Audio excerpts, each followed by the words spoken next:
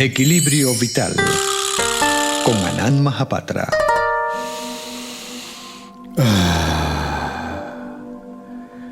Yo soy Víctor Avilán, también conocido como Anand, y esto es Equilibrio Vital.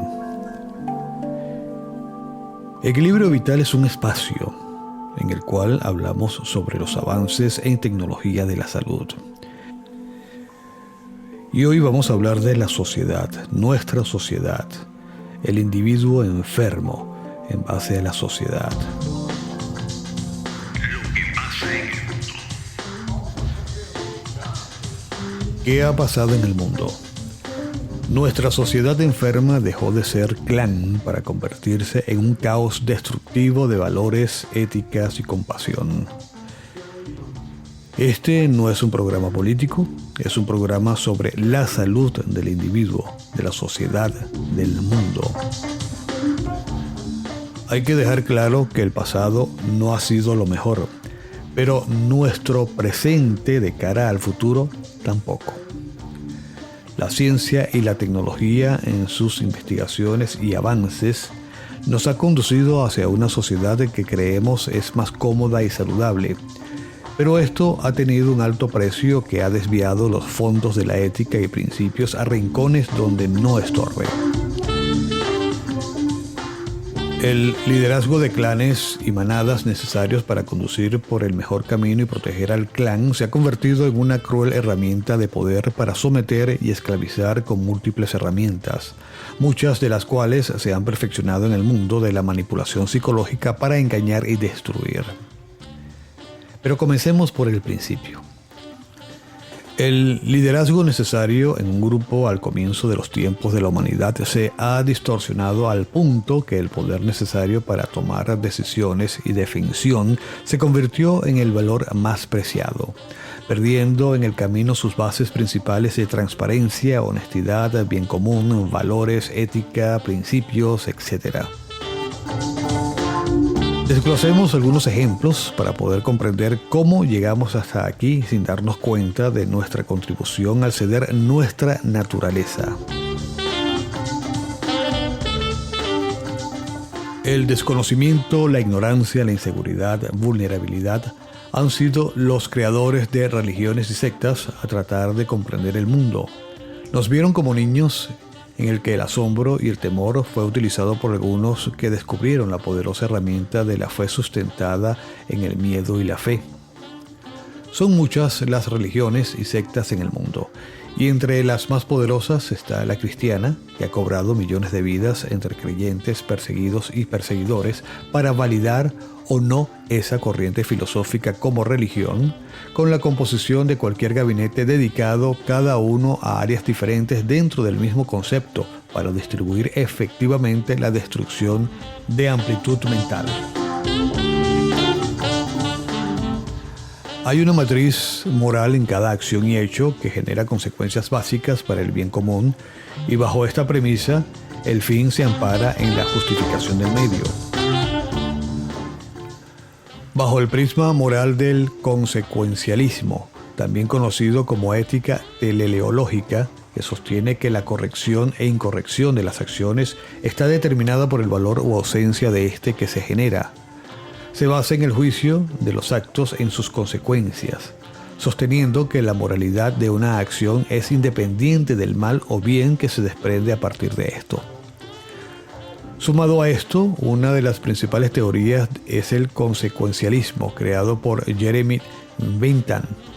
La premisa en general se asume cuando una acción se considera moralmente correcta si predomina los resultados favorables sobre los indeseables. Es decir, la mejor acción es la que produce el mayor bien. Pero esto es cuestionable porque depende de quién y por qué se aplica la regla, que corresponderá a intereses determinados por la mala interpretación de acuerdo a lo que se quiera controlar o aplicar.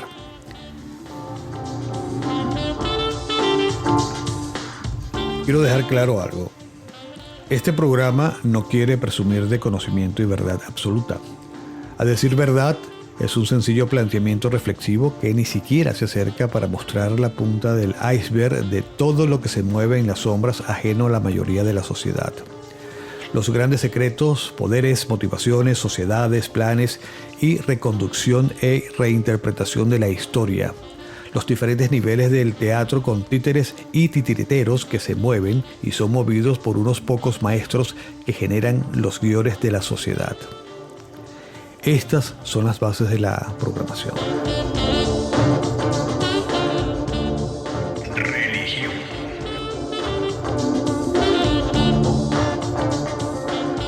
La historia de la humanidad está rodeada de mitos y creencias ante su insignificante e inseguro papel de su existencia. En la cruda y corta vida del pasado estaba rodeado de misterios y miedos que no comprendía, y en su raciocinio inicial divinizó o satanizó los fenómenos de la naturaleza, creando figuras omnipresentes paternales que premiaban o castigaban. En la historia de la humanidad son muchos los dioses que han ocupado el trono patriarcal de lo divino. La historia es larga y fascinante hasta nuestros días. Un factor común en estas creencias es la formación de sectas religiosas lideradas por algunos muy vivos que convencían a otros muchos tontos que eran las voces, imagen y la representación de Dios en la tierra. Podría ser gracioso, pero no. Eso aún continúa. Las religiones distintas que rigen las diferentes sociedades y culturas del planeta han sido y se mantienen como el mayor poder político sin fronteras, porque Dios está en todas partes. Un ejemplo es la religión cristiana, que cobró muchas vidas por aquellos paganos o despiertos, o quizás más tontos al creer en otros tótems. Persiguieron, torturaron y mataron a muchos cristianos, entre ellos a su líder Jesús, hasta que un emperador se dio cuenta del poder que había acumulado esa creencia, arrastrando a tantas personas, que lo validó en un compasivo acto de sumarse a los agradecidos experseguidos cristianos. El decreto unió las raíces judeocristianas del continente europeo con la cultura grecorromana. Hasta el concilio de Nicea en el año 325, las iglesias cristianas eran incendiadas, quienes profesaran la religión cristiana eran perseguidos y su patrimonio era confiscado.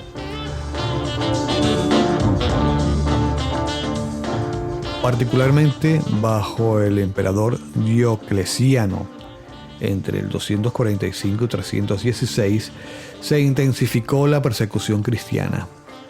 Diocleciano quería revivir los viejos cultos paganos y que estos se convirtieran en la religión del imperio.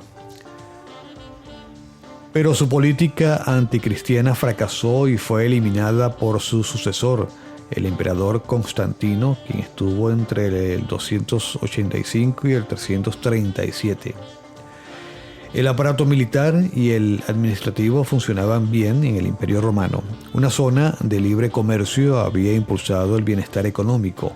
Los habitantes de Roma gozaban de derechos civiles, lo que promovía una creciente cohesión entre la población. Sin embargo, no había libertad religiosa. Y llegó el concilio de Nicea. Eso fue el 19 de junio del 325. Constantino intervino en un conflicto eclesiástico. Para dirimir entre las partes, invitó a los obispos cristianos a un concilio en Nicea, cerca de Estambul. No era la imposición del cristianismo como religión del Estado el objetivo del encuentro, en el que participaron más de 300 representantes eclesiásticos, sino era sobre alcanzar una paz religiosa que estabilizara el imperio. Tras largos debates, el emperador Constantino decidió llegar a un arreglo según el cual Jesús y Dios representaban una misma entidad. Con la firma de esta definición por parte de los eclesiásticos que estaban allí, fueron suspendidas las persecuciones contra cristianos. Para los practicantes de la religión cristiana, la situación mejoró. El 27 de febrero del 380, el emperador romano de Oriente, Teodosio, firmó en presencia del emperador romano de Occidente, Valentiano, y su cogobernante medio hermano Graciano, un decreto con el que se declaró al cristianismo religión del Estado y estipuló un castigo a quienes practicaran cultos paganos. el poder estaba hecho. El decreto Cunctos Populus concedía no solo un lugar preponderante al cristianismo, sino que también suponía la persecución contra quienes practicaran otra fe. Y ese fue el inicio de ese gran poder político. Todos los pueblos sobre los que lideramos un suave y mesurado regimiento deberán adoptar la religión que el divino apóstol Pedro hizo llegar a los romanos, que profesa el pontífice de Damasco, así como el obispo Pedro de Alejandría. Eso significa que según la sabiduría apostólica y la doctrina evangélica creemos en la igualdad majestuosa y la santa Trinidad de la divina integrada por Dios, Padre, Hijo y Espíritu Santo. Solo quienes obedezcan este decreto podrán ser llamados cristianos católicos. Los restantes, a quienes declaramos dementes y locos, tienen la vergüenza de seguir la doctrina hereje. Sus lugares de reunión no podrán ser considerados templos. Bueno, y así comenzó todo eso, una guerra contra los creyentes, contra los no creyentes ahora, mientras la guerra era anteriormente contra los creyentes. Y así este ciclo se viene produciendo. En el mundo tenemos varias religiones, dos muy fuertes, y están los radicales creyentes y los creyentes sumisos, por decirlo de alguna manera, o creyentes conscientes. El punto es que hay mandados y mandaderos. Con el mismo fanatismo con el que antes fueron perseguidos los cristianos y judíos, ahora se hostigó a quienes practicaban otra fe. La realización de cultos paganos fue considerada alta traición y los templos y lugares sagrados fueron destruidos, como el oráculo de Delfos, el recinto sagrado al que acudían los griegos para consultar a los dioses. No obstante, aquel 27 de febrero del 380 se convirtió en un hito de la historia europea porque unió las raíces judeocristianas con la antigüedad grecorromana, una simbiosis que trasciende hasta la actualidad. La prehistoria grecorromana del continente y la religión judeocristiana marcaron decisivamente una Europa para bien y para mal. Pues en los siglos siguientes los cristianos no solo ayudaron a los pobres en nombre de la cruz, sino que también asesinaron en nombre de Dios a críticos y disidentes.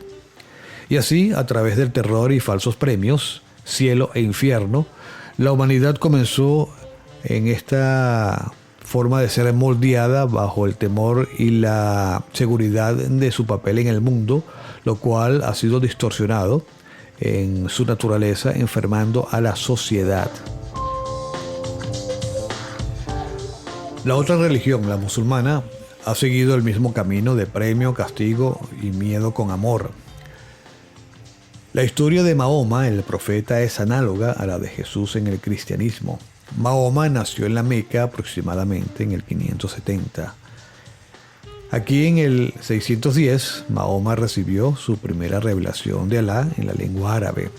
Al principio, los primeros miembros de esta religión nueva, eran pobres, o los clanes, o los jóvenes procedentes de familias poderosas que usaban la religión como excusa de rebelión social.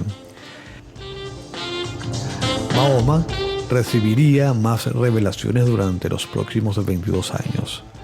Muchas veces tendría que luchar en el nombre de Dios con sus fieles como parte de su estrategia para expandir el Islam. En el 632, después de ser nombrado califa, después de formar un ejército de más de 10.000 personas para proteger la Meca y pactos con las caravanas, destruyendo los ídolos y estableciendo el Estado Islámico, el Estado árabe como Estado, Mahoma recibió su última revelación. Celebraron esta revelación con una gran fiesta y luego Mahoma regresó a Medina. Se enfermó y poco después de que nombraron al sucesor Abu Bakr, Mahoma murió. Eso fue el 8 de junio. Los cristianos seguían por los textos de la Biblia, los musulmanes por el Corán. Es una colección de todas las revelaciones de Alá que fue dada a Mahoma. El texto está en prosa rimada y este es fundamental porque facilita memorizarlo. Este texto era transmitido por boca a boca para generaciones hasta el califa Uthman, que hizo que se realizara la versión oficial escrita. Todavía el Corán está en su forma original, usando el mismo vocabulario sin alteraciones de lengua, y una persona que hable la lengua árabe puede comprender sin dificultades en la misma manera en que los árabes lo hacían en su tiempo. Las interpretaciones diferentes han generado muchas muertes y guerras, convirtiéndose en herramienta y arma para aterrorizar y someter a muchas personas, como lo hizo también el cristianismo en su momento, alejándose de su verdadera esencia y filosofía. Los buscadores y esperanzados en la fe son las víctimas más vulnerables y manipulables de las religiones. A diferencia que no son todos los grupos pobres como el pasado, al menos no por recursos materiales. Al contrario, mientras más recursos económicos, más importantes resultan estos creyentes para los grupos que lideran en la punta de la pirámide el poder de arriar a las masas utilizando sus creencias en beneficio. Y los cargos políticos en gobiernos no están eximidos. Consumo. Obsolescencia programada. Otra de las bases de control y manipulación de la sociedad es el perentorio de objetos cotidianos que nos hacen la vida en teoría más cómoda en la actual sociedad que vivimos. Esto no es más que una herramienta esclavizante. Un ejemplo gráfico es el del hombre que ha abierto un hoyo en la arena a la orilla de la playa y trata de llenarlo sacando agua del mar. El agua nunca va a llenar ese agujero en la arena y el mar nunca se quedará sin agua por esta acción. Así vivimos en la sociedad de consumo. Adquirimos objetos, utensilios, herramientas que poseen una vida limitada, con lo cual estamos sustituyéndolo constantemente y para eso debemos generar recursos, debemos trabajar constantemente. Casi todo en la vida transcurre así, un ciclo malsano en el cual somos un engranaje que mantiene funcionando la sociedad industrial y el consumo. Esto es lo que se ha llamado sociedad capitalista y la obsolescencia programada es producto de eso. Pero el capitalismo es el recurso para que funcione hasta en sociedades donde está desterrado, en teoría. Una bombilla casera o industrial es utilizada en cualquier parte del mundo, por ejemplo, y tiene una programación de vida útil. A eso le sumamos el desborde del consumo esclavizante bombardeado por modas y medios donde cambiamos de objetos y accesorios sucumbiendo al bombardeo de la publicidad que dicta cómo comportarnos y qué hacer. Desechamos, por ejemplo, el móvil, el cual es completamente funcional y subutilizado para comprar otro que tiene lo mismo o pequeños cambios que nada nos beneficia. El tiempo de vida útil de las cosas fue llamado obsolescencia programada y fue puesto en marcha después de la depresión económica americana en 1929 aproximadamente para la recuperación post-depresión y generar el monstruo de consumo donde todos somos partícipes bajo el engaño que genera empleo constante por la producción activa. Esto ha contribuido a la inestabilidad económica de las sociedades más industrializadas y la pobreza vergonzosa de los países con menos recursos. La obsolescencia programada marca las reglas para la vida útil de las cosas, pero estos productos perecederos y con caducidad se convirtieron en un grave problema de contaminación por la cantidad de basura imperecedera que produce. Es muy bajo lo reutilizable en los países que reciclan, mientras otros muchos son auténticas montañas de desperdicio que contaminan agua, aire y tierra. A este desastre se suma la fabricación de envases y componentes de plástico que son todo lo contrario, desechables sin degradación durante cientos de años, como algunos polímeros. El origen de la obsolescencia programada se remonta a 1932, cuando Bernard London proponía terminar con la Gran Depresión a través de la obsolescencia planificada y obligada por la ley, aunque nunca se llevase a cabo. Sin embargo, el término fue popularizado por primera vez en 1954 por el diseñador industrial estadounidense Brooks Stevens.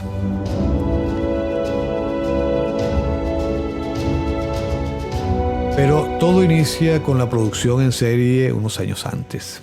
Henry Ford dio el primer paso y en 1914 duplicó el sueldo de sus trabajadores para que estos engrosaran su cartera de clientes. Sin embargo, son las estrategias de mercado que General Motors emprendió en 1923 las que se consideran un antecedente directo de la obsolescencia programada. Charles Catherine, a cargo de la división de investigación de la empresa, cuya función fue definida por él mismo como la creación organizada de insatisfacción, imaginó que las ventas se debieran a cambios en la apariencia de las unidades y no forzosamente a modificaciones tecnológicas sustanciales, algo que todavía vivimos hoy en día con nuestros móviles. Con esa misma premisa, en 1927, General Motors adoptó el cambio de modelo anual que persiste en nuestros días. A partir de ese momento, la gente no esperaría que sus pertenencias se dañaran sin remedio para sustituirlas y comprarían productos nuevos sin necesitarlos. Henry Ford estaba muy apegado a su modelo T, que se mantuvo prácticamente sin cambios entre 1908 y 1927 y del cual se vendieron más de 16 millones de unidades. Cada año un modelo nuevo que en nada cambiaba. Y se opuso tenazmente a construir automóviles que no fueran concebidos para durar. En 1922 aseguraba que no podemos imaginar cómo servir al consumidor a menos que hagamos para él algo en la medida que nuestras posibilidades dure para siempre. Eso lo decía Henry Ford. Queremos que el hombre que compre uno de nuestros automóviles nunca tenga que comprar otro. No obstante, se dio ante la idea de cambio de modelo anual para hacer frente a la creciente competencia que General Motors representaba. Rápidamente la obsolescencia programada invadió otras ramas de la industria. Cuando Thomas Edison comercializó sus primeros focos incandescentes en 1881, estos tenían una vida útil de alrededor de 1500 horas. Años después se fabricaban focos más duraderos. Uno de ellos se encuentra en la estación de bomberos de Livermore en California y aún emite luz desde junio de 1901, es decir, tiene 120 años exactamente.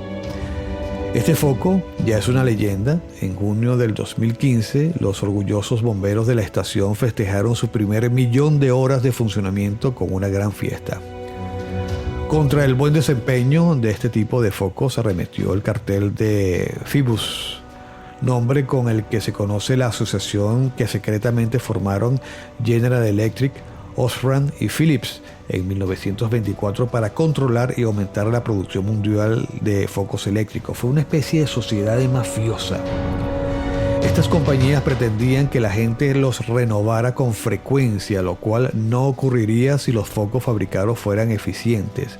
Para lograr su objetivo, disminuyeron intencionalmente la vida útil de todos los focos que producían. En 1924 era en promedio de 2.500 horas. Además, el cartel presionó por 20 años a sus competidores para que produjeran focos más frágiles con una duración máxima de 1.000 horas. Cualquier empresa que produjera productos con una mayor vida útil estaba sujeta a multas. Y lo curioso de todo esto es que era mucho más fácil producir un foco de duración eterna, casi eterna, que un foco con una vida limitada. Ameritaba muchísimo más trabajo. Y así se genera la ansiedad por consumir con todo un aparataje exhibicionista de imágenes, texto y color en los medios y en el transitar donde el panfleto se degrada prostituyéndose como seductor del vocero del consumo. Y todo esto nos está pasando a la factura. Porque además, para poder cumplir las exigencias de esta dinámica y producir supliendo las demandas necesarias, se buscó y encontró manos de obra barata en países donde se explota a hombres, mujeres y niños por salarios que apenas les sirve para vivir trabajando como esclavos. Y esa producción se resuelve en países como China e India, que han incrementado su economía y de la cual el mundo entero depende, siendo muy frágil las bases que sostienen las ficticias economías mundiales. Solo hay que imaginar si algunos de estos países generadores de materia prima y el producto final se negase a seguir haciéndolo o por alguna razón ante los imprevistos de la naturaleza no se puede realizar. Solo imagínelo sin tener que agregar alguna información adicional. Educación con condición. Somos un poco más de 7.500 millones de personas en el mundo. Mucha gente con culturas, creencias religiosas e historias diferentes para manipularla y lograr uniformidad de opinión conducida. ¿Cómo hacer esto? La respuesta es muy fácil. Además del condicionamiento religioso, se ha venido haciendo sin que nadie se percate a través de la educación. Creer que somos libres pensadores en base al conocimiento adquirido en las escuelas y universidades es solo una fantasía, una creencia implantada hace 2 siglos.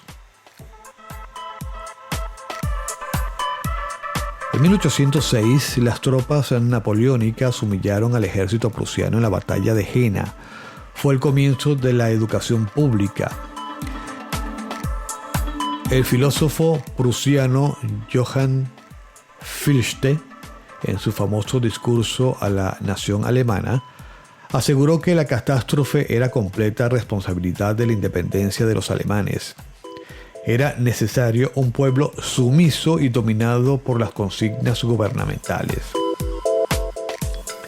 Así, sugirió que el Estado debía moldear a cada persona y moldearla de tal manera que simplemente no pueda querer otra cosa distinta a la que el Estado desee que quiera.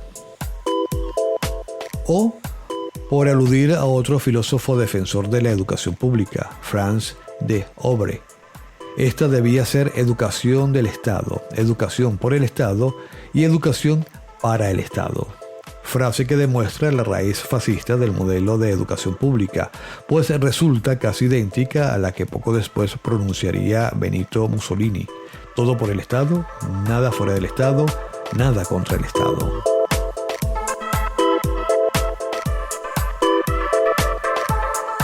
Así, en 1870, los prusianos organizaron la Alemania naciente a su gusto. La instrucción y el espíritu militar se apoderaron de los niños en cuanto entraban a la escuela.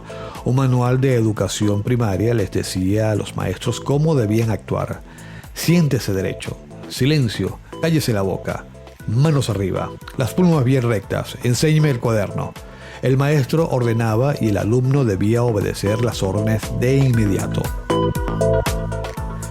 Si el maestro iba a ser el sargento de la nación, los profesores del gimnasio del instituto de secundaria se movían envueltos en una nube de esplendor que era un reflejo no solo de un profundo respeto por la educación, sino también de la jerarquización absoluta de la sociedad. Mal pagado, pobremente vestido y a menudo demasiado pobre para casarse. Hasta el más humilde de ellos tenía derecho a que le llamaran señor profesor, y los alumnos se dirigían a él en posición de firmes.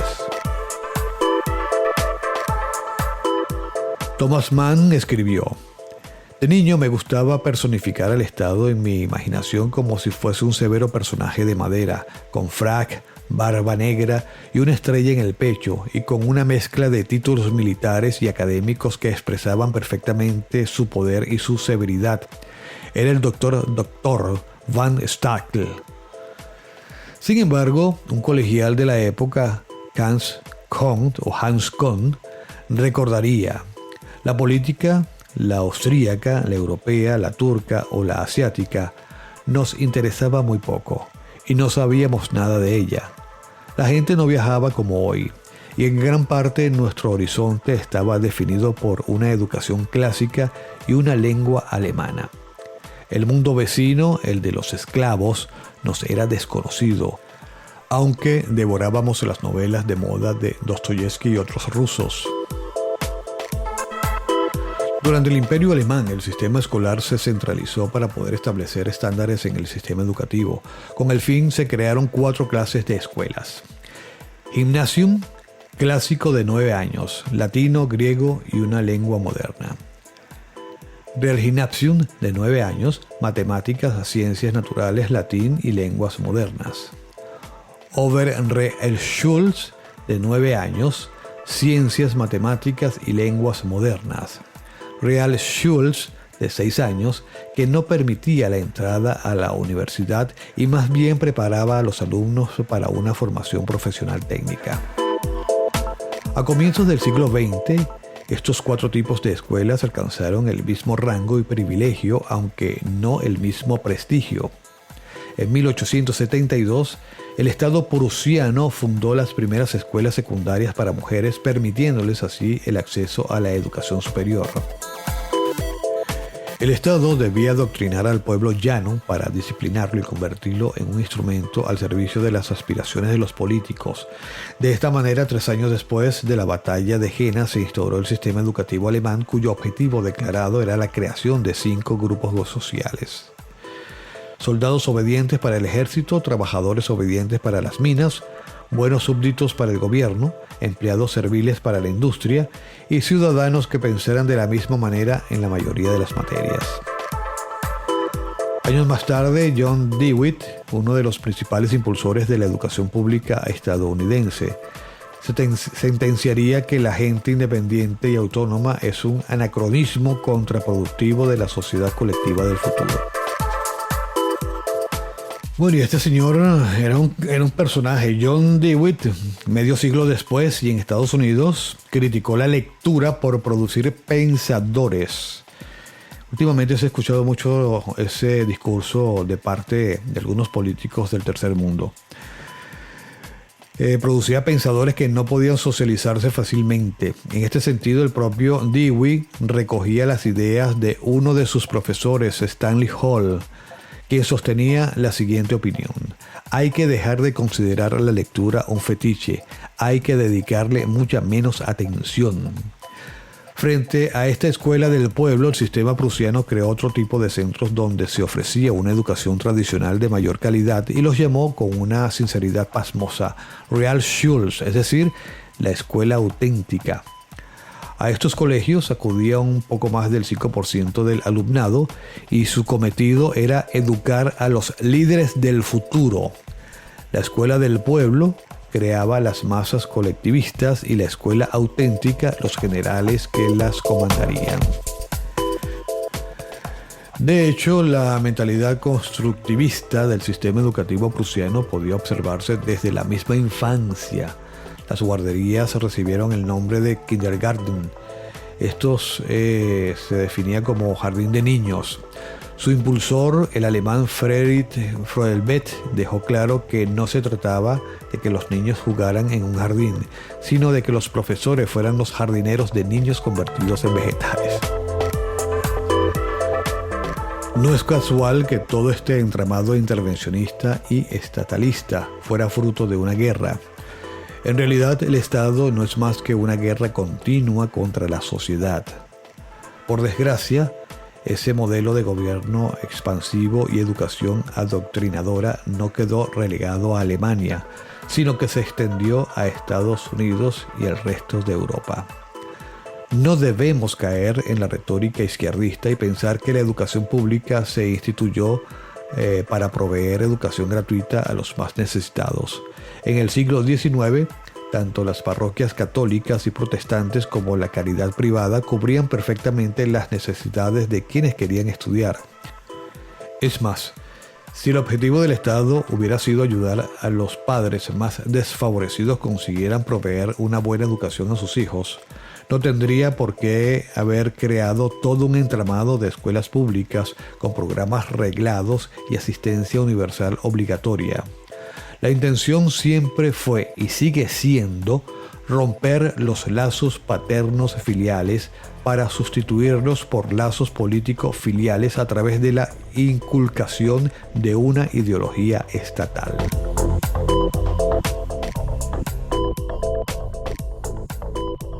Salud focalizada. Hemos perdido el control y conocimiento de nuestra naturaleza. Nos hemos convertido en perfectos ignorantes de nosotros mismos, pero con una errada creencia de saber. Otros son quienes nos dicen qué nos sucede y cómo repararlo, desde la psiquis, el pensamiento y su contenido en manos de psicólogos, psiquiatras y sacerdotes. Sentimos que algo no va bien y acudimos a un especialista sobre nosotros para que nos diga de forma acertada o errada qué nos sucede y qué debemos tomar, beber para corregirlo, sin saber tampoco a qué se refiere, haciéndolo como autómatas, o nos abren para tratar de reparar lo que no sabemos que nos sucede. Los médicos, sin actitud descalificante, hacen y deshacen en nombre nuestro sobre el cuerpo. Pero ellos tampoco tienen el poder. Lo creen, pero no es así. Son también títeres como nosotros y a su vez titiriteros. La medicina occidental es como es hoy en gran medida a un informe, el informe Flexner. Este documento reglamentó taxativamente la forma de cómo debía educarse a los médicos y cómo estos debían practicar la medicina. Se sospecha que estuvieron involucrados fuertes intereses económicos.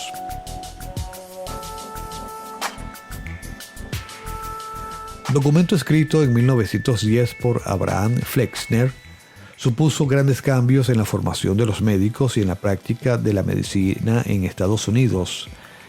Ese paradigma, basado también en un modelo alemán, rápidamente se extendió y se reprodujo en prácticamente todo el mundo occidental. Se puede afirmar que el informe Flexner representó un antes y un después en la medicina. Uno de los aspectos problemáticos de su aporte es que no se basó en una investigación estrictamente independiente.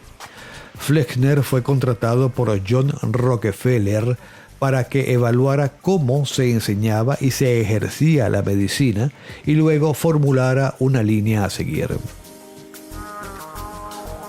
Uno de los efectos trascendentales del informe Flexner fue el hecho de que desde las modificaciones a las que dio lugar, la medicina en su conjunto se tornó exclusivamente biológica y farmacológica, una ciencia exclusivamente centrada en los síntomas del cuerpo y orientada también exclusivamente al tratamiento basado en fármacos.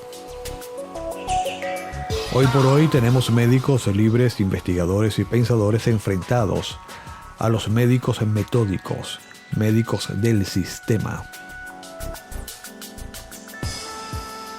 Entretenimiento para manipular.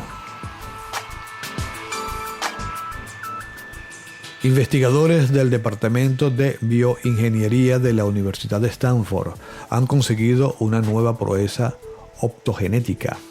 Utilizando únicamente pulsos de luz, reprogramaron el cerebro de un ratón para que prefiriera la compañía social. Publican sus resultados en la revista Biotecnología y Naturaleza. Desde hace 30 años, la capacidad de manipular neuronas se ha desarrollado mediante medicamentos o estimulación eléctrica, con la dificultad de que estos sistemas no pueden distinguir unas neuronas de otras. Desde el 2002, la optogenética ha combinado métodos genéticos y ópticos para controlar con precisión células de tejidos vivos utilizando la luz como agente inductor. En los últimos 5 años, la optogenética ha conseguido incluso manipular con gran precisión grupos de neuronas seleccionadas, bien por su genética, por su anatomía o por su función. Toda una estrategia se basa en el uso de opsinas, unas proteínas microbianas obtenidas de algas sensibles a la luz, insertadas en neuronas vivas que permiten modificar el comportamiento celular mediante la presencia o ausencia de luz. La optogenética permite seleccionar qué neuronas adquieren la capacidad de ser sensibles a la luz para conseguir resultados concretos, por ejemplo, las relacionadas con la epilepsia o la depresión. El resto de las neuronas no se ven afectadas por esta manipulación. La investigación de Stanford, liderados por Richie Shen y Felicity Gore, consiguieron la fotoactivación transcraneal de circuitos neurales específicos incluidas en las estructuras del mesencéfalo y el tronco encefálico a profundidades sin precedentes.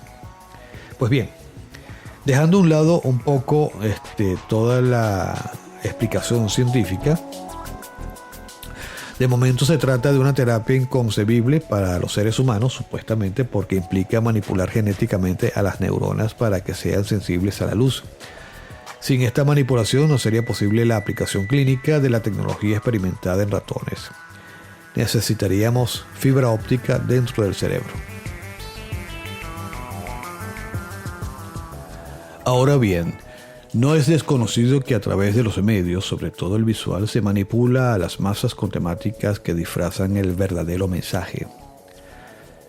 Desde que nos comunicamos por medios electrónicos y miramos programas supuestamente de entretenimiento, manipulan nuestro pensamiento y toma de decisiones.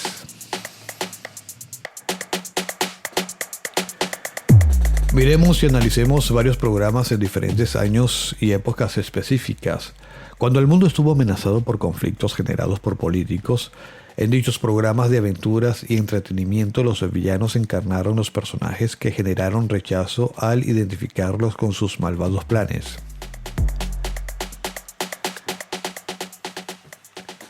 Algunos de esos personajes encarnados como villanos fueron orientales cuando el conflicto referencial fue trasladado en programas de entretenimiento reflejando etnias niponas y vietnamitas. Flash Gordon, animaciones infantiles de TV como Batfin, pasaron por ese casting de pillos, personificaciones rusas, alemanes o salvajes terroristas del Medio Oriente, o gente de color, o comedias domésticas como Hechizada, Mi Bella Genio, donde la mujer tenía solo un papel de adorno servicial.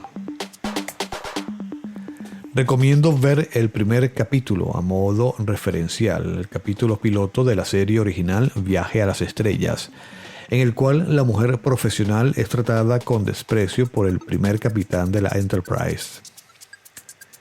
Esos tiempos quedaron atrás.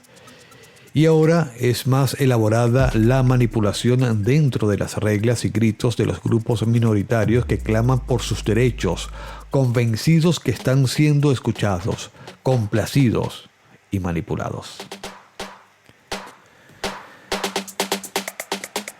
En cada serie de estas realidades manipuladas de ahora, se fuerza la trama para incluir gente latina, caucásica, de color, lesbianas, gay y con alguna condición psicofísica, hasta en las series de historia, donde algunas tipologías no pueden encajar, pero así se está distorsionando la historia. Estamos viviendo y experimentando el mito de la caverna de Platón, en el que unos individuos están encadenados desde su nacimiento en una cueva y solamente pueden ver las sombras que les llegan desde el exterior. La liberación se hace posible cuando uno de ellos escapa y vuelve para contar a los prisioneros lo que sucede en el exterior, lo que les incita a escapar, después de haber tomado por loco y mofarse de sus cuentos. Quizás algunos hayamos podido escapar y se nos identifica como negacionistas, locos o traidores. Es evidente por lo que estamos viviendo, pero eso nos extendería más el programa y sabemos a qué nos referimos. Así como en la película El Show de Truman, quien se creció en un set de reality show, solo percibía y creía que la vida era solo eso, lo que veía, lo que percibía. Nuestro escenario está muy bien montado, pero nos estamos asomando por el backstage descubriendo la realidad. Como dato curioso e importante, Muchas compañías productoras de cine y series para diferentes canales de televisión por demanda han sido comprados por testaferros chinos del PSC y ya comienzan a exhibirse contenidos en la cultura oriental que resalta a personajes como héroes. Esto no sería preocupante si no fuese una realidad lo que está en juego y lo que se está persiguiendo utilizando las herramientas para generar opinión a través del entretenimiento y lo peligroso de esa cultura en lo político-social.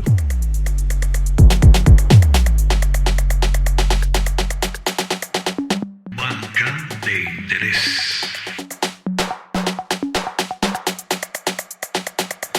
La historia de la banca, del cambio, del trueque, del pago, es muy antigua. En cuanto al banco moderno, se puede decir que los bancos nacieron con la necesidad de realizar simples operaciones de cambio y crédito a niveles personales, pero pronto se comenzaron a desarrollar funciones más amplias y abarcar más personas y pasaron a contar con organizaciones más complejas. Aunque es difícil ubicar con exactitud el surgimiento de la organización bancaria, se cuenta con registros de operaciones de recepción de depósitos y otorgamientos de créditos en toda Babilonia bajo la dinastía Ur, algo así como 2294 años antes de nuestra era. Estas operaciones se hacían en el interior de los templos y se registraban en tablillas de barro cocido que contenían las características de cada operación. Grecia jugó un papel preponderante en la actividad bancaria debido a que en ese lugar se sustituyó en el siglo VII antes de nuestra era los lingotes de plata utilizados en esa época en transacciones comerciales por fragmentos de metal uniformes que se acuñaban con sellos que permitían garantizar el valor. El empleo de las monedas se extendió por todas las colonias griegas, por las cartaginenses y por los romanos, facilitando el surgimiento de prestamistas y cambistas de dinero propiamente. Los prestamistas se conocieron como trapecistas, que prestaban dinero con intereses y deambulaban de feria en feria tras una mesa o trapeza. Fueron en realidad los primeros banqueros, mientras que los colubistas fueron los cambistas encargados de constatar la autenticidad y el valor de cada moneda, una función muy importante, toda vez que el uso de la moneda se había expandido ampliamente al grado de cada ciudad tenía su moneda, acuñaban su propia moneda, y de allí la necesidad de contar con especialistas que garantizaran la autenticidad y validez de esas monedas. Así es como a partir del siglo IV antes de nuestra era, en varias ciudades griegas se constituyen bancos públicos administrados por funcionarios especialmente destinados a hacer esa labor. Estas instituciones, además de su rol propiamente bancario ligado a operaciones de cambio y crédito, recaudaban impuestos y acuñaban las monedas. Por su parte, en el mundo romano, en sus primeros tiempos, el pueblo agricultor recurre al mutuum, esto es, el crédito mutual. Más tarde adoptan el modelo griego de bancos privados y públicos. Pero en la época de Justiniano, emperador de Bizancio, en el siglo VI, se reglamentan con precisión usos y costumbres del mundo romano en materia bancaria y se fija la tasa de interés a un 6% al año, con algunas excepciones, considerando el riesgo de las operaciones. Los préstamos marítimos, por ejemplo, podían alcanzar el 12% al año y los acordados a las iglesias no podían superar el 3%. El poder de la iglesia. Entre los siglos XI, XII y el XIV, los romanos conocieron un renacimiento importante, ya que los hombres de negocios de Italia del norte desarrollaron notablemente las operaciones de cambio. No solamente fueron expertos manipuladores de piezas metálicas, sino también mediante una letra de cambio podían acreditar a una persona en una fecha determinada con moneda nacional o extranjera ante un determinado corresponsal. Así muchos comerciantes recurrían a los bancos para tratar sus negocios con terceros. Estos, por una comisión, los representaban o se comprometían por ellos con lo que eran comerciantes y banqueros al mismo tiempo. Más allá de los Alpes, los banqueros italianos se instalaron en Cahors, en la época de esta gran ciudad comercial de Aquitania, que hoy corresponde a la zona central de Suiza.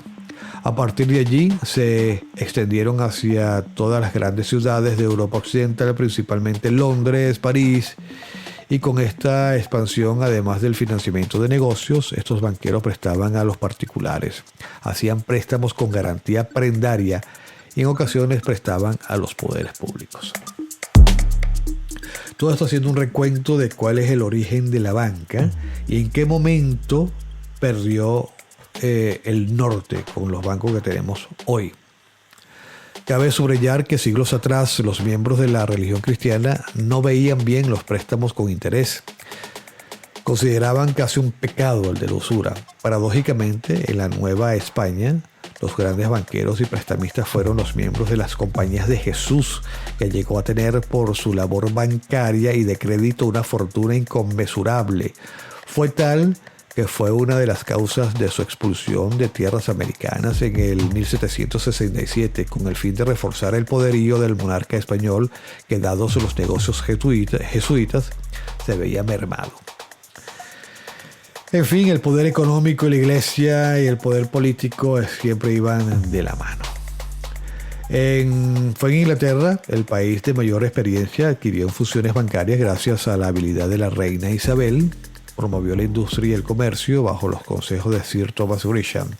Bueno, y esta historia es bastante interesante. Yo les recomiendo que busquen información. El punto es que toda esta historia, toda esta narración, todo este recordatorio, esta remembranza del origen económico de la banca, el origen de la banca, nos sitúa y nos lleva a lo que es el concepto de usura, que lleva implícita la convicción de que existe un precio justo o razonable para el ahorro, con independencia de las condiciones de oferta y demanda, lo que ha llevado a algunos gobiernos fijen arbitrariamente tipos máximos de interés con el supuesto propósito de proteger a los prestatarios, pero con el efecto práctico de crear mercados paralelos para los préstamos y créditos. Mercados paralelos. Ahí está el inicio de todo este desajuste.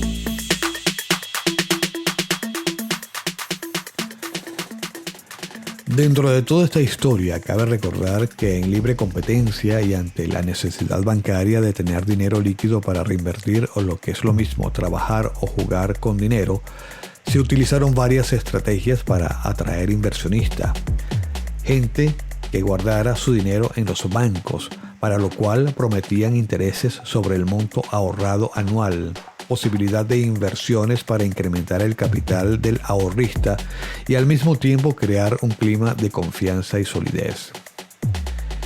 Eso se ha transformado en todo lo contrario al evolucionar el capitalismo. La usura cabalga en las nuevas estrategias utilizadas por los bancos. Cobra casi hasta por mencionar la entidad que se utiliza para recibir, mantener o tramitar el dinero. Y no se hacen responsables en algunos casos.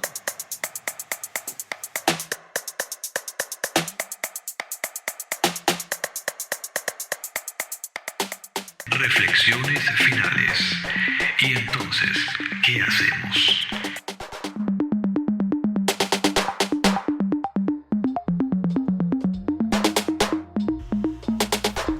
Para sumar a estas reflexiones y ampliarlas, recomiendo el libro de Thomas Sowell, Conflicto de Visiones. Básicamente hay dos visiones de la naturaleza del ser humano, la restringida y la no restringida. Hay muchas maneras de conceptuar al ser humano, pero si hablamos de su naturaleza en consonancia con el entorno y de hasta qué punto es libre, responsable de su destino, hay esencialmente dos visiones al respecto, tratadas por Thomas Sowell en su libro Conflicto de Visiones. Esas visiones son la restringida y la no restringida, defectos de fábrica o fallos del sistema.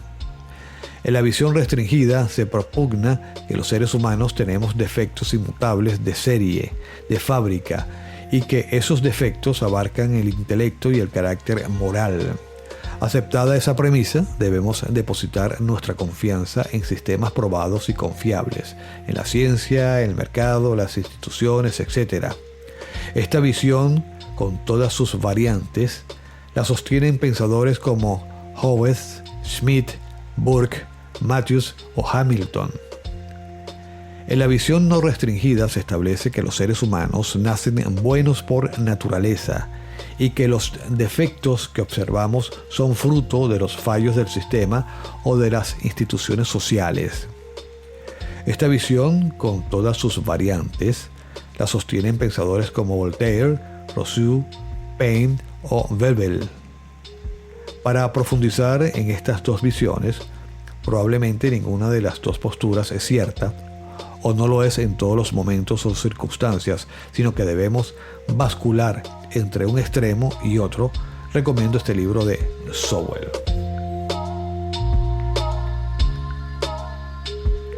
Y esto es lo que pasa en el mundo. Tenemos una distorsión en nuestra sociedad que viene siendo arrastrada por pilares muy puntuales entre lo que está la educación, la religión, la economía, el entretenimiento. Los tiempos están cambiando. Muchos están rompiendo las cadenas del miedo que lo mantienen atado a la manipulación.